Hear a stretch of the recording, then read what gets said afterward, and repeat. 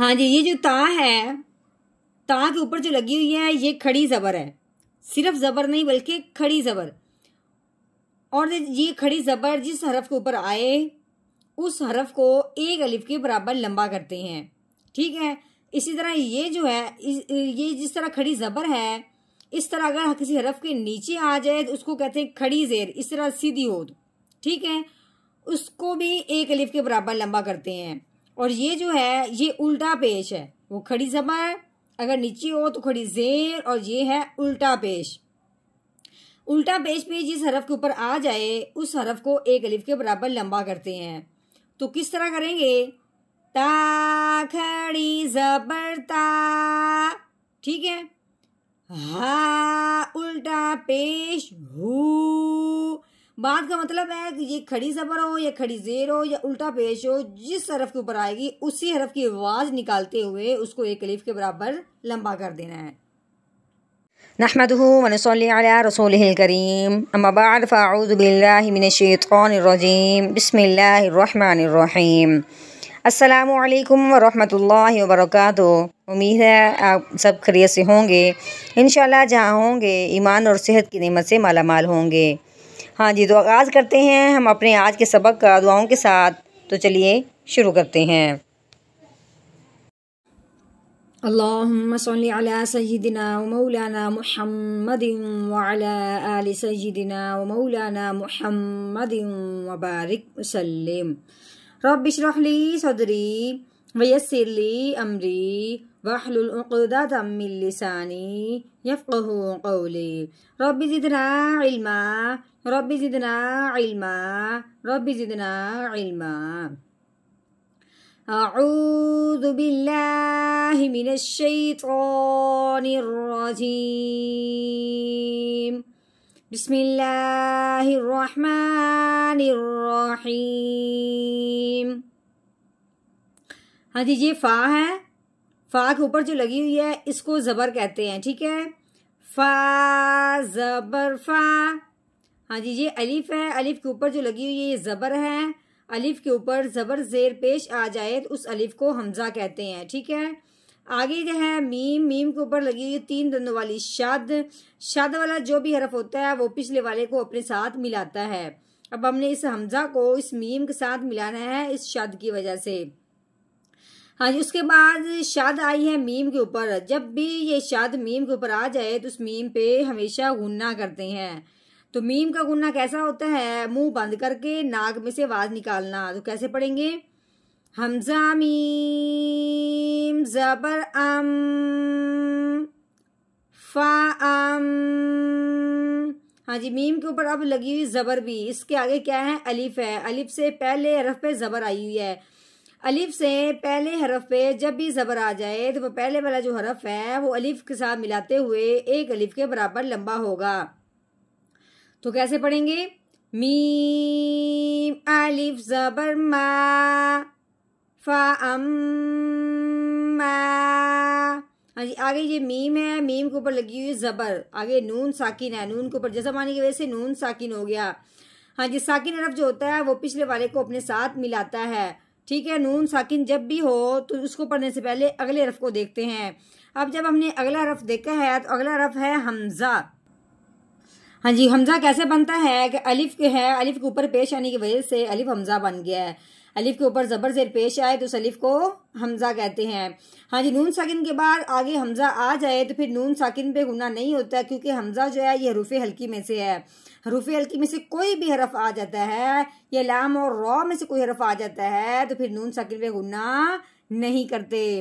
अब हमने नून साकिन को बगैर गुन्ने के इजहार के साथ पढ़ना है। तो कैसे पढ़ना है? मीम नून जबर मन। कैसे पढ़ना है? मन। हर हरफ को इजहार के साथ वाज़े करके पढ़ना है, लेकिन गुन्ना बिल्कुल नहीं करना।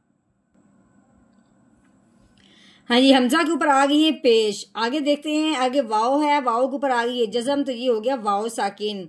जब भी वाव साकिन हो उससे पहले हरफ पे पेश आई हुई हो, जैसे कि पेश है इससे पहले हरफ पे, तो वो पहले वाले हरफ को अब हमने वाव साकिन के साथ मिलाते हुए एक अलिफ के बराबर लंबा करना है, ठीक है, जब भी वाव साकिन से पहले पेश हो तो हमने उसको एक अलिफ के बराबर लंबा करना है।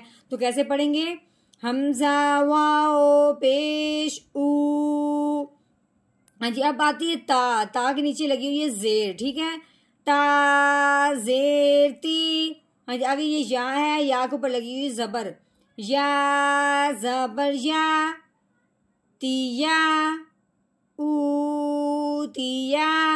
हाँ जी, आगे ये काफ है, काफ के नीचे लगी हुई है जेर, काफ जेर की। हाँ जी, अब ता है, ता के ऊपर खड़ी जबर लगी हुई है, ठीक है, खड़ी जबर हो या लफ्ज के नीचे हो, हरफ के नीचे हो तो वो खड़ी जेर हो जाती है। तो उसको हमने एक अलिफ के बराबर लंबा करना होता है। अब खड़ी जबर ता के ऊपर आई है, अब हमने ता को एक अलिफ के बराबर लंबा करना है। तो कैसे पढ़ेंगे? ता खड़ी जबर ता की ता। हाँ जी, आगे बा है, बा के ऊपर लगी हुई जबर, बा जबर बा, किताबा। हाँ जी, अब है यहाँ पे हा, ठीक है, इसके ऊपर जो है ये उल्टा पेश है। जिस तरह खड़ी जबर की आ जाए जिस हरफ के ऊपर तो उसको एक अलिफ के बराबर लंबा करते हैं, इसी तरह ये उल्टा पेश आ जाए तो उस हरफ को भी एक अलिफ के बराबर लंबा करते हैं। तो कैसे पढ़ेंगे? हा उल्टा पेश हु, किताबा हु।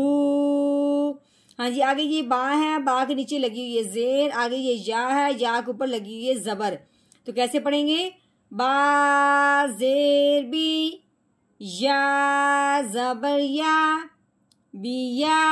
हाँ जी, आगे ये मीम, मीम के नीचे लगी हुई है जेर, आगे ये या है, या के ऊपर जज़म आने की वजह से या साकिन हो गया। जब भी या साकिन हो और उससे पहले हरफ के नीचे जेर आ जाए तो वह पहले वाला हरफ उस या साकिन के साथ मिलते हुए एक अलिफ के बराबर लंबा होगा। कैसे? मीम या जेर मी, बिया मी। आगे ये नून है, नून के नीचे लगी हुई है जेर, नून जेरी, बिया मीनी। आगे हा है, हा के नीचे लगी हुई खड़ी जेर, ठीक है। अब हम खड़ी जेर हा के नीचे आई है तो इस हा को हमने एक अलिफ के बराबर लंबा करना है। हा खड़ी जेर ही, बिया मीनी ही। हाँ जी, अब आगे आगे वकफ। वकफ की सूरत में आखिर वाले हरफ को क्या करते हैं? साकिन कर देते हैं।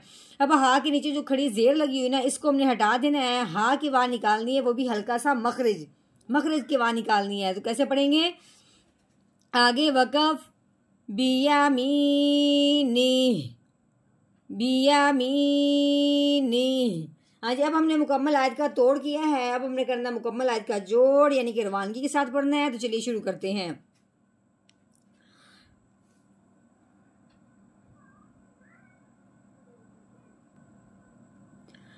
अऊज़ु बिल्लाहि मिनश शैतानिर